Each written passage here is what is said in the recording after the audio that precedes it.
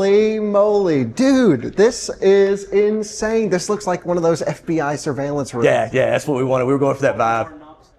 Right, humans touch, it's going to break. That's why we have all these cables. And what's interesting, you have to have different cable types, even though it may be a REMA 300, because everybody does a different pinout style. So some want a ring terminal, some have a fork, some use a plastic connector. So you have to swap them out. I can't just use this one on anybody's cable. Yep. But you can see back here now, we have multiple brands. I've got an ABB charger here. We've got some Zerova. We've got some of the tritium split systems. We've got a 480 kW charger over there.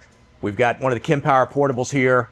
This video is brought to you by Iona, North America's premier charging network. With unmatched commitment to elevating the customer experience, Iona is opening America's roads to all EVs, giving drivers the coverage they need, the reliability they deserve, and the amenities they crave. Hey guys, kind of an impromptu EV insider video today, talking more industry than we are cars or actual charging. And sometimes these are my favorite videos to film because it really shows one of the cogs of the many in the wheel that keeps the electric car industry rolling.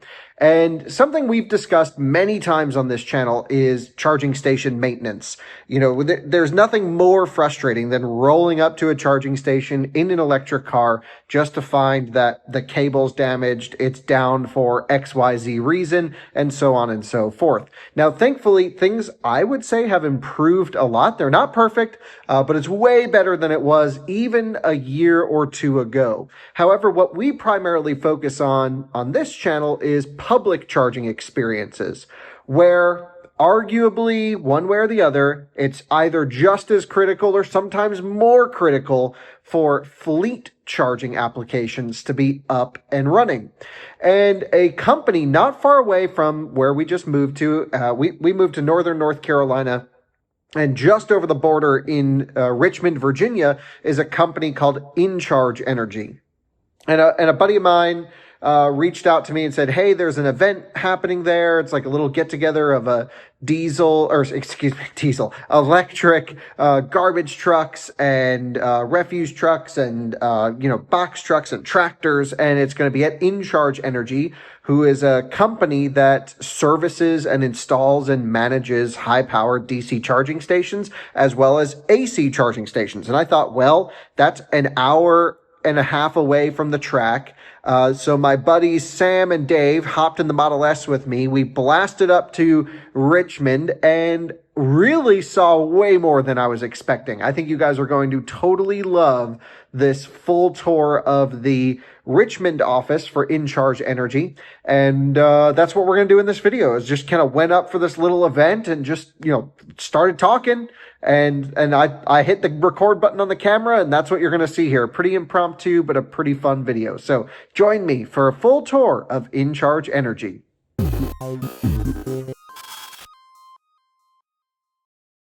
Guys, I'd like to thank the sponsor of this video, EcoFlow. They've got some really cool solutions, and they have sent along something incredibly useful that I think you guys are really going to be blown away with in this portion of the video. You join me out on the track right now in our Tesla Model 3, which is always a good time. Obviously, we're taking it easy right now, but it brings up an interesting question. We have such a cool facility to do interesting things at, running electric cars to dead, powering up our filming and computer equipment when we're out in the middle of the field. We need to have portable power, and really easily portable power. I mean, like on wheels that we can push around, we can pick up and bring with us. So EcoFlow sent their Delta Pro Ultra, which is just the coolest mobile power station, and it's sitting in the RAV4 EV that's soon to become the recovery vehicle. Let me show you how it works.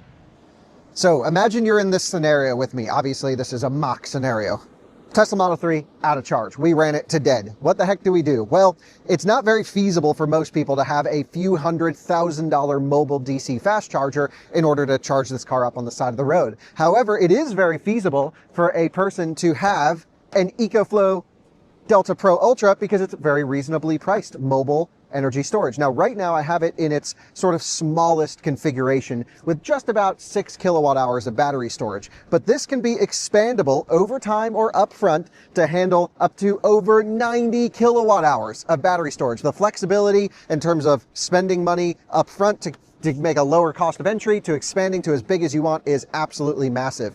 This can also fully integrate into your house and EV charger with solar. So you can actually charge your EV with just excess solar. You can power your house as a battery backup, such as a generator if power goes out completely, and you can enter in the mix of time of use and really playing the games with the utilities so that you have the best overall total cost of ownership. It's a really cool system, and even here, just in its base configuration, it's perfect. So in this case, I'm going to show you what it's like to charge the Tesla Model 3. I have the battery charged to 90% state of charge. Yes, these are LFP cells. Yes, you can set a charge limit for longevity, and I have this one set to charge to 90%, which is awesome. What I'm going to do is well, very quickly, before I do this, I can show you we have 120 volt outlets, NEMA 520s. We have a 30 amp 120 volt outlet, and my favorite outlet, a 240 volt 30 amp outlet, which means we can do over 7.2 kilowatts of power export with just a little tiny battery pack right here, and of course, totally expandable. Now, if you integrate this with your house, you can actually stack multiple inverters next to each other with a bunch of batteries, and you can go to over 20 kilowatts of power, which means you can run a fairly large house completely off of this unit without needing to get an extra whatever it might be. You can just expand this over time. And I really think they've made this great ecosystem because you can start small, like I mentioned, and expand to as much as you want. Now, in this case, what I'm going to do is plug in a normal EVSE. I have an adapter to a NEMA 1450 outlet. You can do this however you want. EcoFlow also makes a dedicated EV charger that integrates perfectly with this unit. And it looks like this right back here. I'll show you right there. The only problem is I didn't bring the exact adapter in order to plug it into the high power port. Ultimately, I would still be able to get 7 kilowatts out of here, so however you want to do it. They do make a nice EVSE. The cool thing about their EVSE integrated with this, if I had that cable with me, is I could actually hook this up to solar and then charge the EV directly off of excess solar without going into crazy homemade coding stuff. This just handles all of your power management with a few settings on the app, which is, I think, really awesome. So what I'm going to do is charge the Tesla Model 3, which again, we're pretending is completely dead and out of charge, and show you exactly how this works. Well, guys, as you can see, I have my EVSE hooked up to the EcoFlow, and I'm going to just point it right at the car and plug it in. You'll see this will go green, and I'm going to be charging at 32 amps with almost no voltage sag whatsoever at 240 volts. An amazing unit. In fact, if you actually run this thing under 2,000 watts, charging laptops, charging filming equipment, whatever you could come up with, running power equipment, if you're working with electric power tools, if you're under 2,000 watts, fan will never come on. Dead silent. Absolutely amazing. Here, it's almost 100 degrees outside, and it can still output right now 7.2 kilowatts coming out of this thing. Hell yeah, absolutely ripping. You can take a look right here at the power output. No, we just peaked at 7.7. It's chugging. I don't know if you can see it on the phone there, but we're definitely outputting quite a bit of power out of this thing. And again, just a little whisper of the fan happening right there. So I absolutely love that this is expandable. In my case, I really don't need more than a single battery. Maybe when I put a tiny home in over here, if you guys pan that way, I'm thinking about powering it off of this EcoFlow Delta Pro Ultra. And I just think it's such a unique and versatile piece of equipment. You're going to see it on a bunch of videos and with a bunch of experiments that require power wherever we go. So a huge thank you to EcoFlow for sponsoring this portion of the video. Let's get back to the main action. Of course, learn all about it at the link in the description. So guys, I'm going to cut to the tour right now, but I just want to also prompt you. This really was a last minute impromptu thing, but I think you'll find it interesting. We talk a lot about just industry wide topics in the sense of stocking cables. We're going to see a room with like thousands of DC fast charging cables and interoperability labs. And, basically what Incharge Energy does, and Van, who's going to be giving the tour and was one of the co-founders of the company, had been in charging and infrastructure for a really long time before doing Incharge. What they're really aiming to solve, from everything I can piece together, is creating a simple and reliable turnkey solution for fleets and private operators. I'm sure they will and can dabble in the public charging space, but for example, I met some of their clients, even from the city of Richmond, Virginia, that were there, that are buying X number of chargers, that Incharge is coordinating the power upgrades, installation, the speccing the correct hardware, because again, most people buying EV equipment are not experts in choosing the right charging hardware and the right vehicles. So they kind of help piece it all together and then manage that station far off into the future. And there's a network operations center that I'm going to show you that, has screens up all on the wall, and they can pull up the real-time status of all their stations across the world, really, but mostly in North America, many in US and Canada. And it's a really interesting sidebar piece of the EV industry. So I'm going to cut to the clip right now. We're in Richmond, Virginia. Van is going to give us the tour. He's going to talk a lot about the origins of Incharge Energy. Stick with us, though, because we're going to go straight into the lab where you're going to see interoperability testing, charging hardware. They support, of course, many different, I think 12 or 14 different third-party DC fast charging companies with their hardware. That means stocking their parts, having the back-end software to link in with their network operations. But they also have their own line of DC fast charging products, which I'm particularly excited about, because imagine going, reliability is so important. Let's just make our own damn chargers with components that, are relatively widely adopted, that are proven, and just assemble the chargers ourselves. And that's kind of what they're doing as well. And it's not just chargers. They're doing bidirectional units as well as battery pack storage. So there's, cabinets with hundreds of kilowatt hours of energy that can be used for buffer or really whatever. And that's just because they got frustrated dealing with everyone else's hardware. They're like, let's just build it and manage it ourselves.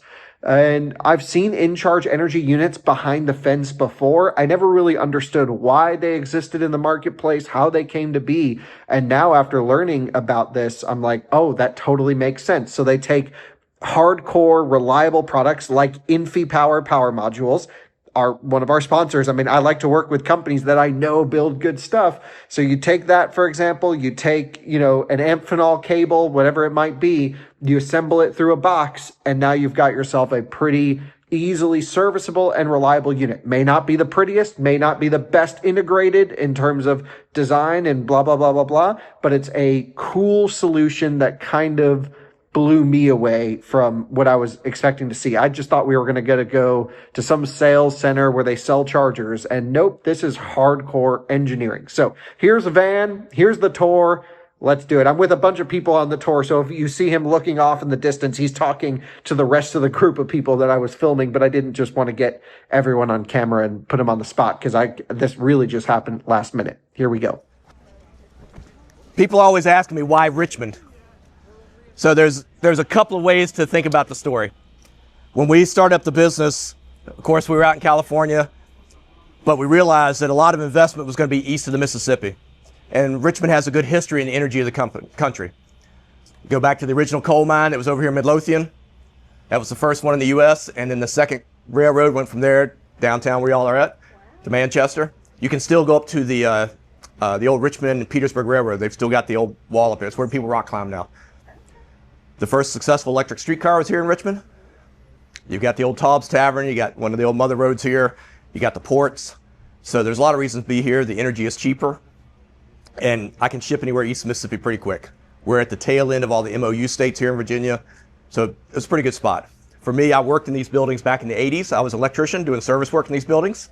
So when the chance came up to buy it for the company, I said, we got to do it. So I want to finish my career where I started. Right? And so ultimately, because I live about 5 minutes down the road. I grew up out in Powhatan. I spent my time out west in California, Arizona, did my penance, came back east, take care of the old people. And when we started the business up here, it was like, this is a good spot to have the main operations center. So for us, most of our operations is here. Our corporate headquarters is in Culver City on the west side of LA, but our CEO and everybody else works out of here now. The two original founders, myself, Terry and Cameron. Terry and Cameron are still out west, but we're trying to get them all to move east. The exodus east is upon us. Our finance teams are here, our knock and sock engineering. So this is officially we call this our fulfillment engineering center. We have another facility down the road, down off Commerce Road, just another 30,000 square feet. So between these two, Montreal, and our three facilities in California is the bulk of our operation. Most of the people are remote, but you'll see some of the ones that are here today, they all wanted to avoid the traffic, and they're like, I'm not coming in the office today, I don't want to be on camera. So we're going to start where everything comes into the building at. We've got our HR and our finance team. Some of them are here. Shree's helping us find money every day. Nice. And this is the fun stuff back here, man. Yeah, well, and this is why, for us, this is the most important part of the building because we're a service company, and I can't service it if I don't know anything about it. Y'all can step on back over here. So if you had to think about the way our business works, it actually matches the way the building is set up. Between the Interop lab and the R&D center, if a company says, hey, Van, we want you to sell our chargers, first it has to come here to the R&D and Interop, because we have to see how will it work with the vehicles, how will it work with charge management systems, how will it work with payment features. So you see we have multiple brands of chargers back here now. We have a simulator that's putting load on it for lots of different connectors. We've got a whole rack of tons of different AC chargers. So anytime somebody makes a change, so GM pushes out a new firmware update, that could have an impact on the 12-volt system on the vehicle. And now when it's charging, maybe the locks cycle once an hour or the air conditioner turns on differently. That 12-volt signal changes sometimes, and it can impact the PLC, and all of a sudden the charger and the vehicle stop charging. Those are the kind of things we want to find out here before it goes out in the field and the city calls it, Van, your stupid chargers are not working. Or the school district calls us. So we try to run that through. Anytime there's a change, there's about 4,000 tests that the team runs between the chargers, the vehicles, and the cloud management software to find into those problems. And then people want to change things like, oh, I want the screen to look different, or I want to use a different cable. Well, changing the cable is not as simple as a different cable. Sometimes it takes a different socket. Sometimes now it affects the cable management, the grips and clips. So these are all things that we try to change and test here to know what can I get by with out in the field when something breaks. What can we deploy? What can we design? So this side here, we're set up with, throughout the building, we've got lots of connections for power. You'll see cable trays around where I can run anything I need quickly around the building to deploy. We had to set it up for fast changes because we don't know what the industry is going to do. One day I've got to do a lot of batteries. One day I have to do a high power charger. So I need something quick. So the building is all set up to quickly change things. For the Interop side, we've got a 4,000 amp gear down here and 2,500 kVA transformer, which was about the largest Dominion would give us at the time. Took us about 16 months to get it all installed, waiting on the transformer. We can bring a full-size semi in here, which we had. We've had the Nikolai. We've had a couple others in here. You can bring a school bus all the way in the building. We can bring the refuse truck into the building. So we can do testing either in or out of the weather, or if somebody has a special vehicle and they don't want anybody to see what's happening, they'll bring it in. For us, it's important because now all these charging sessions and data, everybody in the company gets exposure to it. So we're learning about how the vehicles function. So like one of the Class 8 companies, they were having something odd happen. They would plug it in. Some people would charge, some it wouldn't. So we found out here it was really human behavior. One guy hops out of the truck immediately and goes to plug in. The vehicle was still, thought it was awake and driving. Next person sitting there uses their phone for a minute, hops out, plugs in, and works no problem.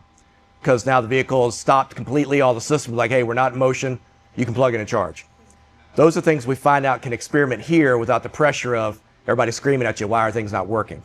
So we try to do that here. And sometimes we'll have, like ABB did some testing on their HVC 365, and they didn't want to have any vehicles outside. So we had all the charge posts set up here, and we had 4 vehicles packed in here so everything would plug in. But again, it was a good spot to do it where nobody could see it. And that was one of those that could do 4 simultaneous. Yeah. Yeah, that's pretty cool. And a lot of times people won't test that. You know, they'll test a feature, and what works good at the factory, once you're out in the wild, plugging in different vehicles at different states of charge, one's hot, one's cold, you find out where everybody was lying at. Right. Or where they had not fully vetted out all the possibilities, we'll say. That's a nicer way of saying it. Yep. But you can see back here now, we have multiple brands. I've got an ABB charger here. We've got some Zerova. We've got some of the tritium split systems. We've got a 480 kW charger over there. We've got one of the Kempower portables here. We've got multiple brands of AC chargers.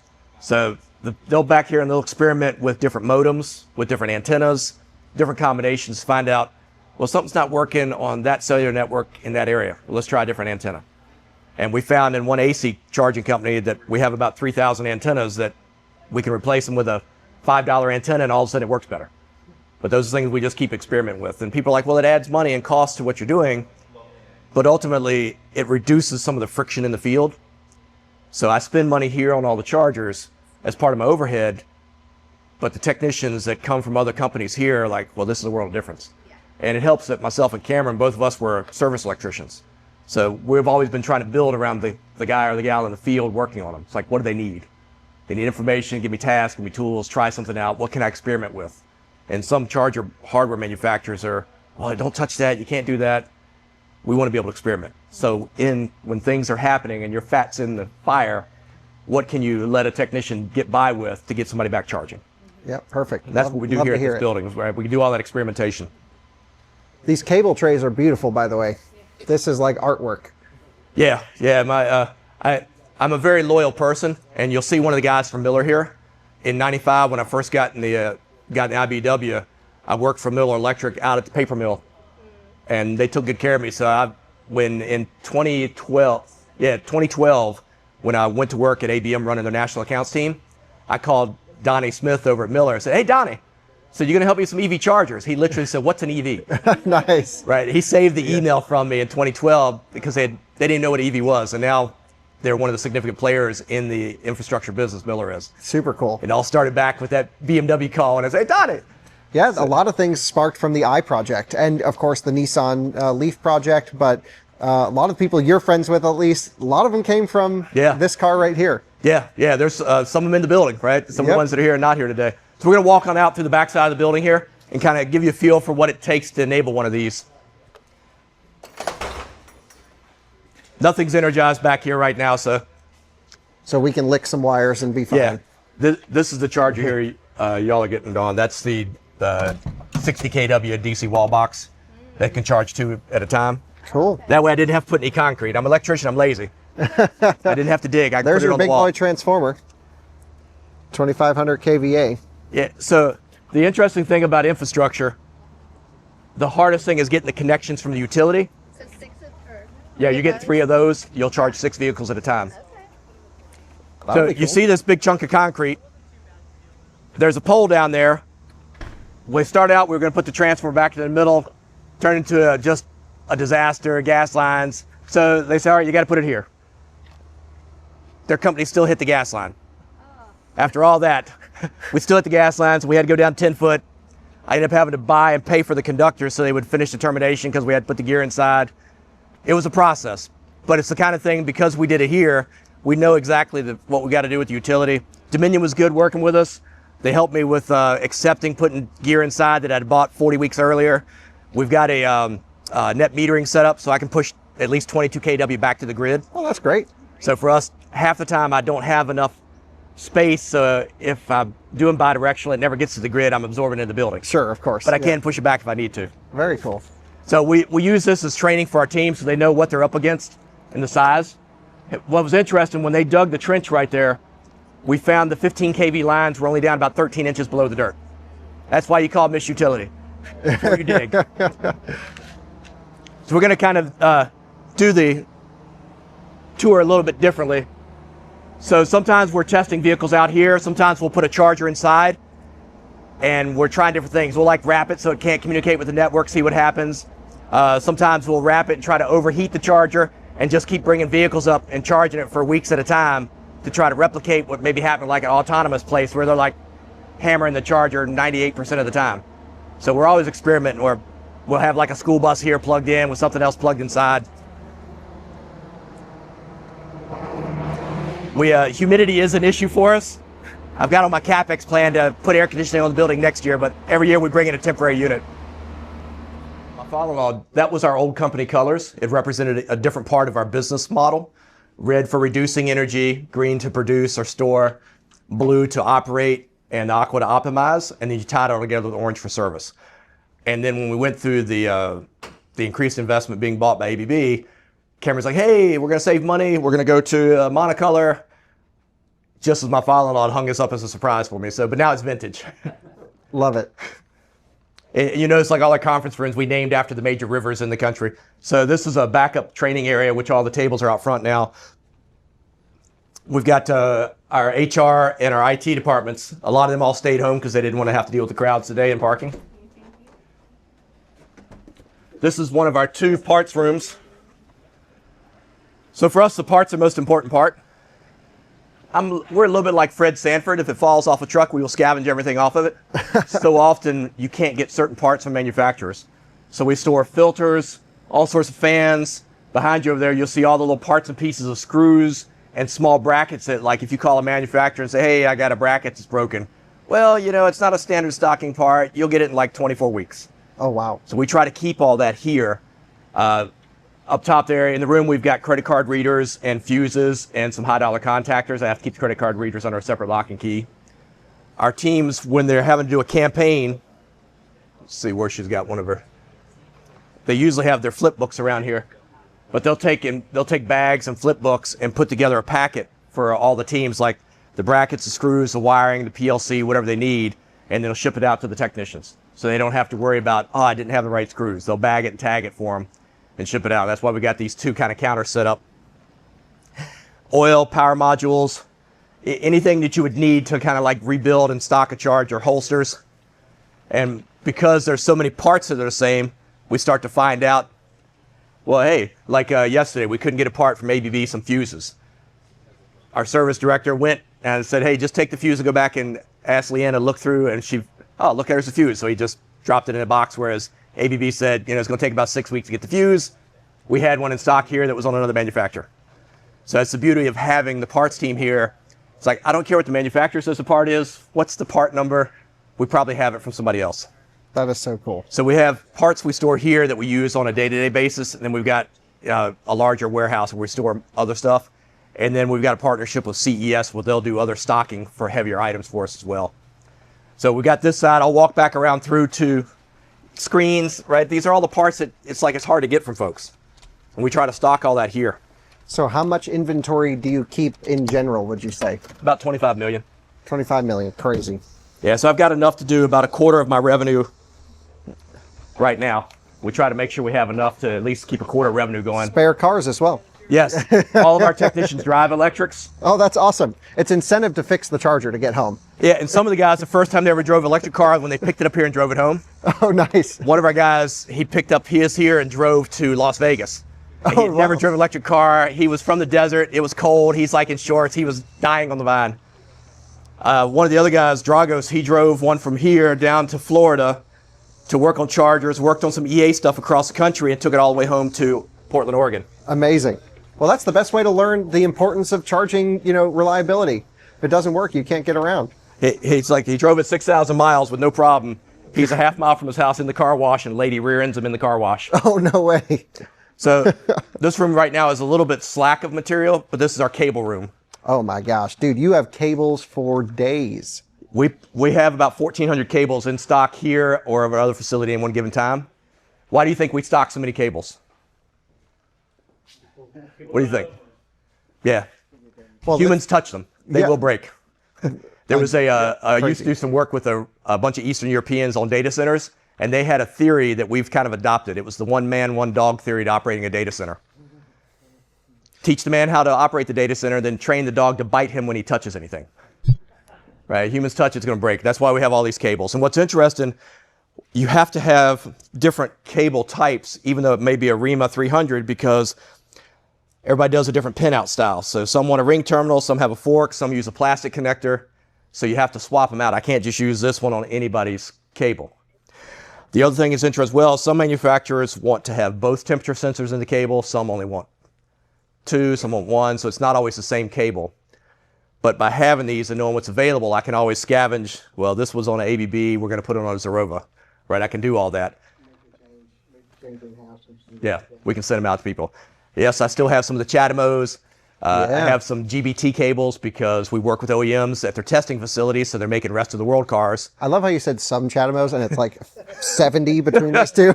Well, we still have all the Nissan dealers that are supporting them. Sure. So there's still some of those old BTCs out there.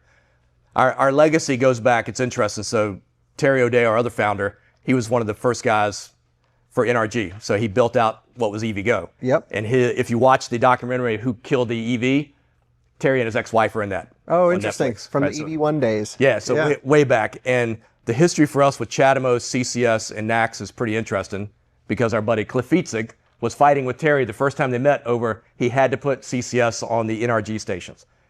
Terry's like, I'm not doing it because there are no CCS cars. Cliff's like, I'm about to put one out. He's like, I don't care.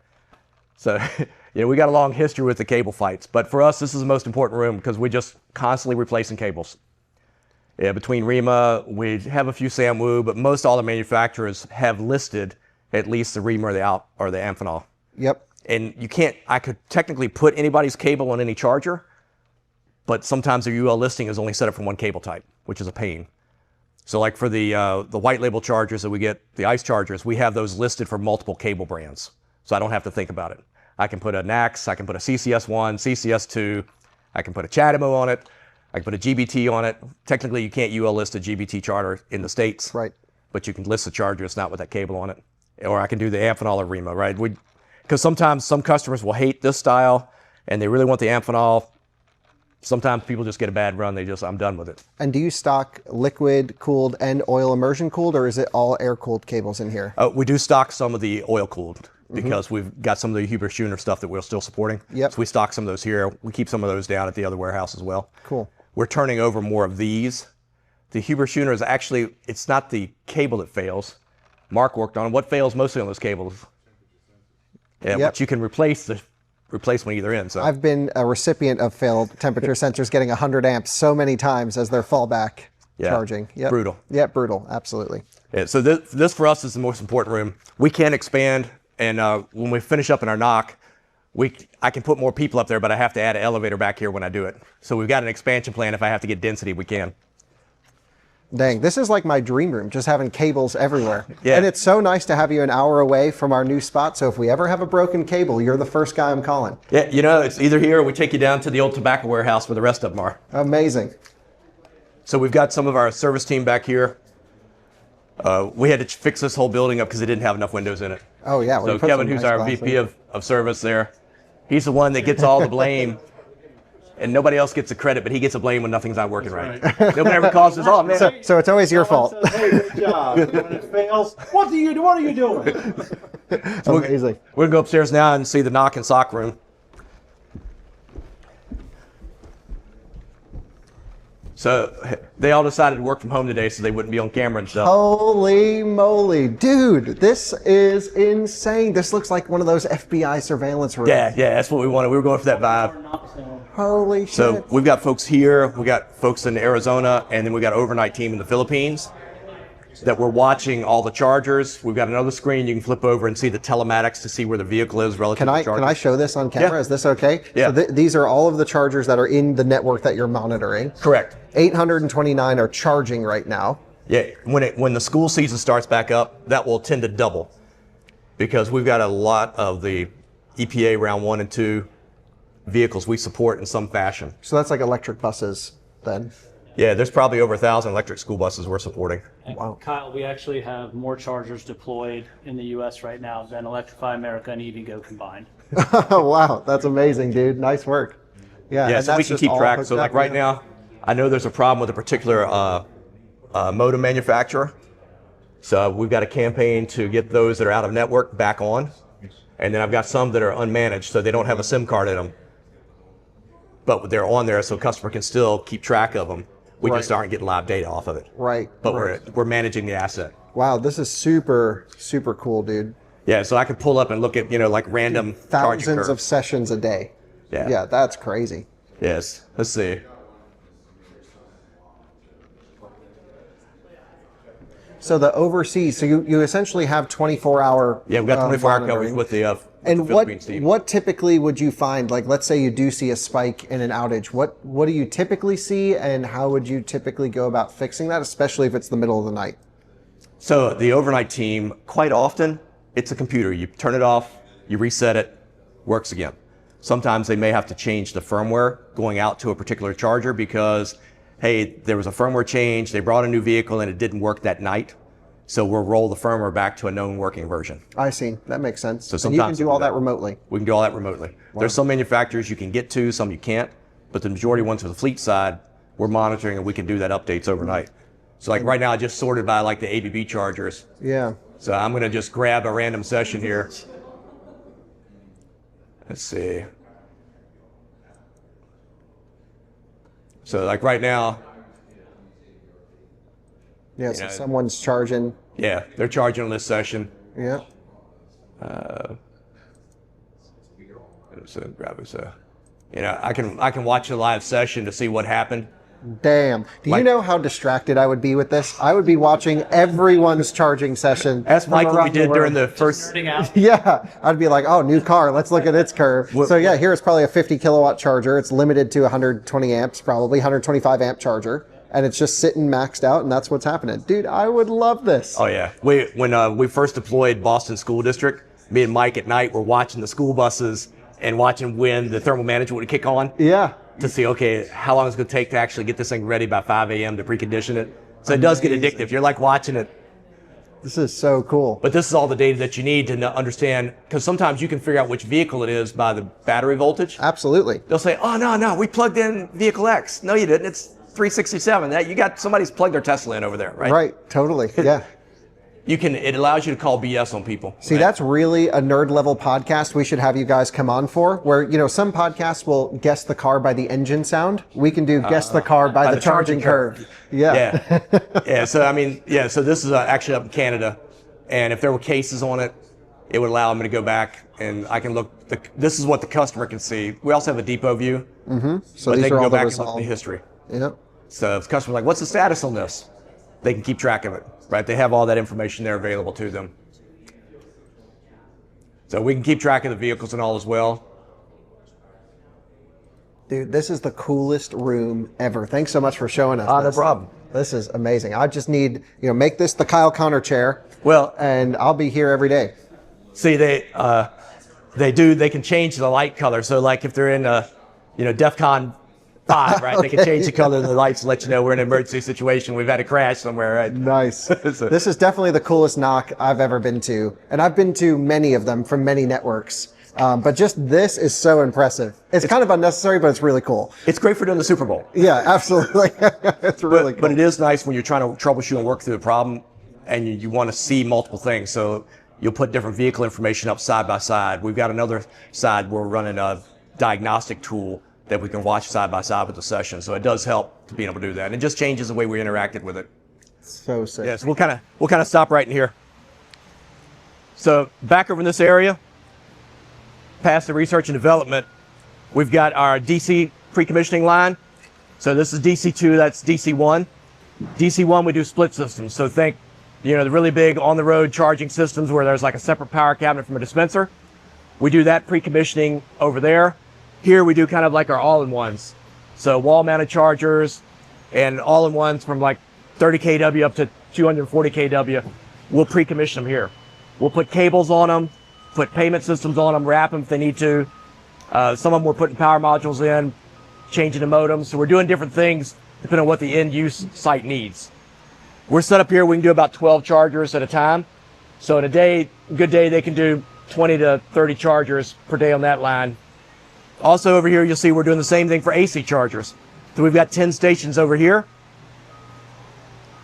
where we're opening up the charger, inspecting it, putting a SIM card in it, whatever settings it needs for that fleet. Maybe it needs to be, half powered for that site. So we'll do that. The other large thing is because some of these chargers are sat in somebody's warehouse for a while, sometimes they're 2 or 3 or 4 software revisions behind. And rather than it sitting out of the field and maybe the internet connectivity is not as good, and maybe once you do the firmware update, it causes another problem, we try to get everything up to date here before we ship it out in the field. One of the most frustrating things we had in life, guy's got an $80,000 charger, he can't use it for a couple of months because of a firmware issue. And then, that firmware means I got to change another part. So we try to capture all that here. So you'll see that sometimes we get things that are stuck over here in the hold because there was a manufacturer issue. So rather than it sitting out in the field, we park it here. And then the manufacturer of the component can come in here and test it without a bunch of people looking at them. But you'll see we got the cable tray all set up, right? Everything's here for flexibility. We're getting ready to add a remanufacturing line in here because we're going to do RMA work for a company. They're going to ship us their DC chargers. We're going to refurb them, put them back out. But at any time, so we'll have a pallet of chargers, and they'll put the instructions in them that the electrician needs. Maybe there's up-to-date ones because they're going to mount it on a different pedestal, whatever the case may be. They'll have all that pre-boxed and shipped it out. So you'll see, we call them the hot dog cookers and the wash machines. The wash machines, basically it's a load bank to test the chargers. So we plug it in, we can see it on the network, make sure we're actively dispensing energy and recording it, and everybody's getting the data back that they need. Again, it's just trying to make it so when it ships to the site, you're reducing the amount of time it takes to get it online and decreasing the risks that it might not work exactly how somebody needs it to. So if we give you the broken ones we have around town, you'll fix them to give us a discount? That, or we'll throw them in. I've got a recycler who was here today that he comes and recycles all of them when sometimes they're not worth fixing. It's cheaper to get a replacement. But there's some that they're worth fixing. The DCs are a little more worth fixing than the AC. Yeah. And it's an asset that you can depreciate better. That'd be great. So as you see coming in here, this is our main shipping when we're bringing stuff from the other warehouse over. And after we go through any of the testing, then our team here in the quality control, they do one more set of checks on it before it finishes with boxing. So we bring in our raw goods, they unbox it, we keep track of the boxes, looking for anything that didn't ship or should have shipped, grabbing the serial numbers, checking for defects in the boxes because you don't want to go down the road, fall over, and now you've ruined an $80,000 piece of equipment, which happens all the time. Now my parts side, they like it because then they can scavenge it. But if you're the PM running the job and now you've got a dead charger because it fell off a truck, you're hating life, or fell over the job site. So you can see we've got another area over here set up for another 10 AC chargers. We've had a real explosion in AC charger requests. We can do a couple hundred chargers a day on AC because somebody will order a bunch of vehicles, fleet vehicles, like, hey, they're going to show up in 2 weeks. Oh my God, we got to get something together for you. Make sure you got chargers ready because you don't want them to have all those vehicles show up day one and well, these 5 didn't work, those 10 worked. That happens all the time. We're like y'all had, right? You got 12 vehicles and one little trickle charger. So we try to get people past that. You can see over here we've got one of the split systems. I'll show you the battery energy storage. And this is all your own equipment here, right? Correct. Yeah, everything. It's the Incharge brand. We actually have the UL label on it.